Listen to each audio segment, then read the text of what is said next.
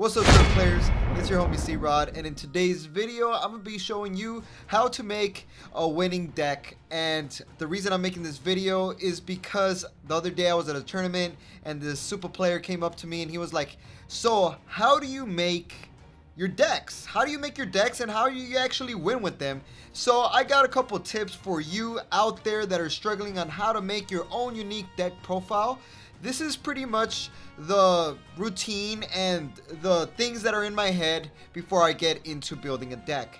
So I'm gonna lay it out as simple as I can, but the first thing I have is you need to have a plan on how your deck's going to win. So whenever I'm building a deck, that's the first thing I think about when I'm picking the leader. I'm like, alright, how am I gonna win with this leader? So there's many different types of way you could build a deck. First things first, do you want to win with hand destruction? A deck that does hand destruction relatively well is Toa. Toa is a very powerful hand destruction deck. Pretty much you bring out Mira and your opponent has to warp cards out of their hand, leaving them with a little bit of cards in their hand, and then you're able to finish them off because they have nothing to defend with, because in Dragon Ball Super card game, your hand is pretty much your energy, your combo power, your plays. So, you know, you can go the hand destruction route. Or do you want to go more aggressive and play a deck like Gogeta, where you bring out Goku and Vegeta's attack, and you know, fuse with Veku's, and then obviously attack with them some more, and then fuse with the Gogeta and continue attacking. So there's aggro decks out there. Or do you want to be a setup type of deck where you're like, alright, the whole point of this deck is to set up a field and then obliterate my opponent with one big boss monster. A deck that does that relatively well happens to be Zamasu, because you spam out your field with Goku Blacks and Zamasus, and then you fuse them to bring out the big fuse Zamasu, which ultimately obliterates your opponent. So first things first, have a plan.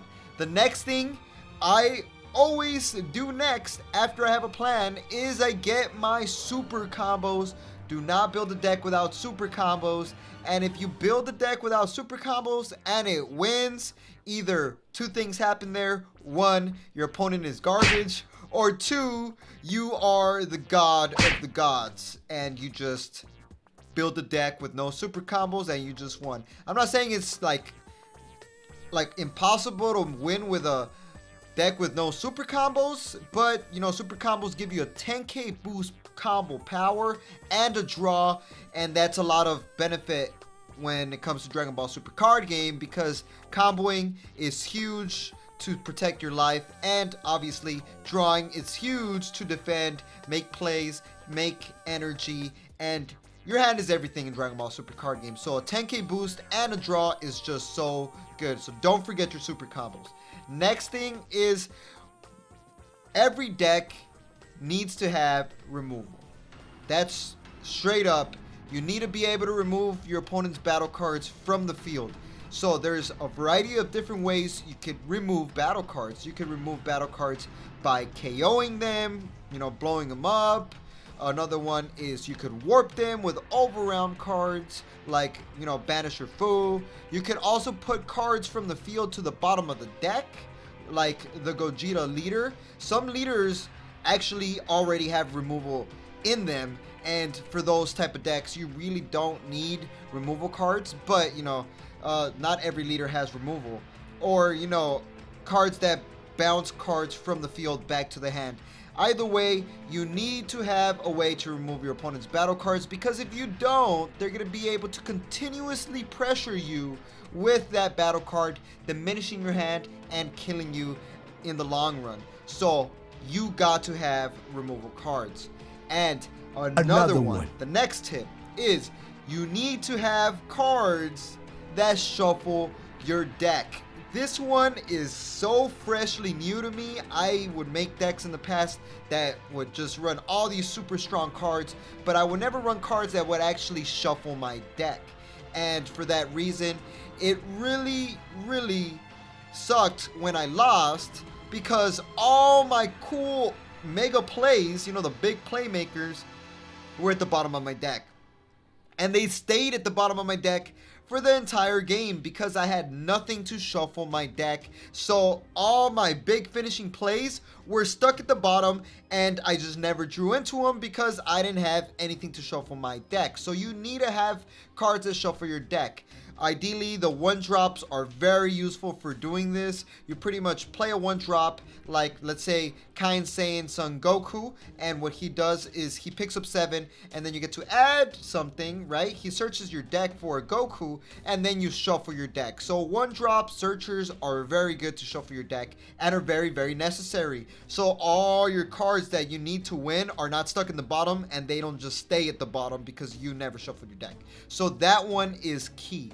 Another one that is huge, the next tip happens to be card ratios. This one is key. So the best way I could break it down for you is that you don't have to have every card to be 4 of in a deck. You know, this is the best way I could, break it down for you. So if you're running 4 of the same card in a deck, is because you are definitely wanting to see that card either turn 1 or turn 2. That means you needed opening hand. That's why you're running 4 of in that deck. That's ideally the thought that you should have. Like, if I'm adding 4, it's because I want to open up with it. So obviously there's the 3. For the 3, that means you want to see it not maybe opening hand, but if you see it opening hand, that's good.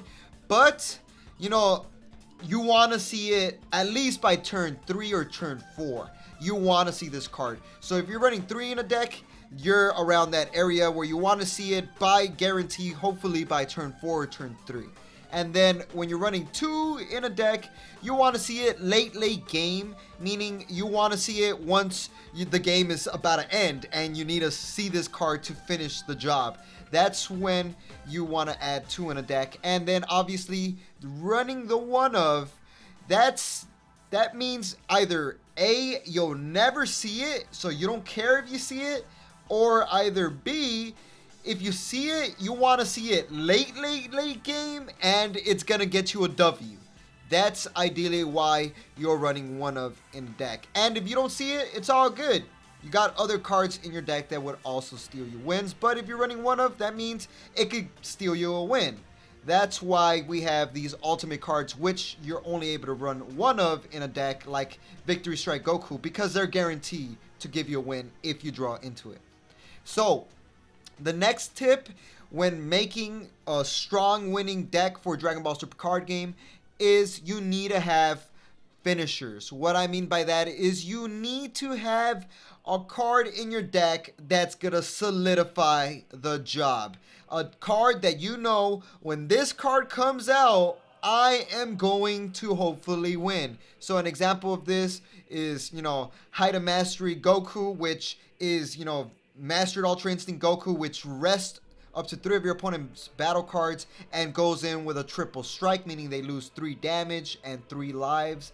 So cards like that, or another one could be Cell back then in the good old days when the Cell would come out and he would destroy your opponent's hand, and then it would be a big heavy 30k double strike, hopefully finishing off your opponent. Or Super Saiyan 4 Goku, which is a triple strike and is like 30k power, which is guaranteed to obliterate your opponent. You need to have one big finishing blow play. So when you're building a deck, make sure you have one big Omega finisher. So after that is a very, very important one. If anything, this might be one of the most important, and it happens to be Awakening cards. Sometimes our leaders have Awakening capabilities installed in them, in which case you will not need to add Awakening cards like Intensifying Power Trunks or Pan or Son Gohan. So not every deck needs these Awakening cards, but mostly every deck that has a leader that doesn't have Awakening capabilities installed in it, it's gonna need Awakening cards. You need to be able to awaken yourself. That's key. Never let your opponent awaken you because they're pressuring you. You gotta awaken yourself, so make sure you have cards that help you awaken. I would say have a good amount of them in your deck. It's very important. And last but not least, it's counters and negates. Make sure you have counters and negates in your deck to counter the deck that, you know, is gonna for sure wreck you. Because in Dragon Ball Super card game, it's kind of like, oh, I wreck this deck, and this deck, but then, you know, hand destruction wrecks me. So you gotta know your matchups and build around your weaknesses with counter cards and negates. Some decks don't even require negates, but ideally you need to have cards that counter your weakness, because then if you do happen to come across your weakness deck, you're gonna get obliterated. So make sure you have counters to your weak spots, and make sure you figure out what your deck's weaknesses are. And that is pretty much, in a GIF, everything that comes into mind when I'm building a deck that I want to win and that I showcase on the Super Players channel.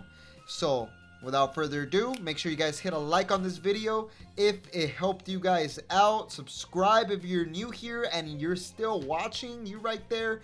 Make sure you hit that subscribe button. Hit a good like on this video for more Dragon Ball Super card game content. And like we always say, y'all stay super.